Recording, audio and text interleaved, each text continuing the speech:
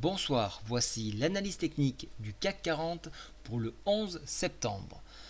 Alors demain c'est un triste anniversaire, néanmoins la bourse continue et donc on aura des rendez-vous à 13 heures sur de l'Eurogroupe. Un autre rendez-vous tout important, 14h30, qu'est-ce que c'est? C'est les prix à la production aux US. Alors, il va falloir surveiller la parité euro-dollar parce que si cette note est positive, on va avoir un USD plus fort. Donc, ça impliquerait une baisse de l'euro. Donc, soyez vigilants sur la parité euro-dollar. Et donc, vice-versa, si vous avez une baisse de cette statistique, on aura un euro qui va se renforcer. Donc, on surveille ça.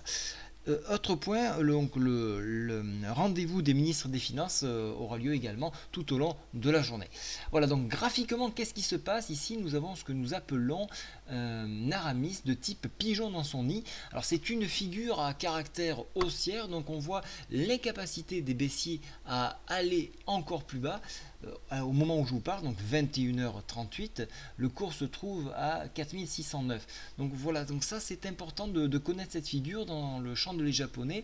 C'est plutôt une configuration haussière.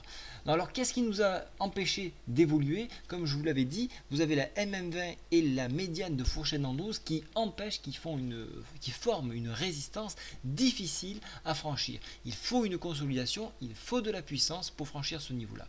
En revanche, si l'on franchit ce niveau-là, on peut aisément fixer 4726 en ligne de mire puisque je ne vois rien qui puisse empêcher le cours d'évoluer à ce niveau. En revanche, également pour les baissiers, si les 4609 devaient être enfoncés, on ira toucher une nouvelle fois de plus la MM7 comme nous avons fait aujourd'hui. Donc elle va remonter un petit peu, donc elle se trouvera à 4595 et sur enfoncement, à ce moment-là, ça sera donc le biseau que je vous avais tracé ici, la figure du triangle symétrique avec la partie basse qui se situe à 4552.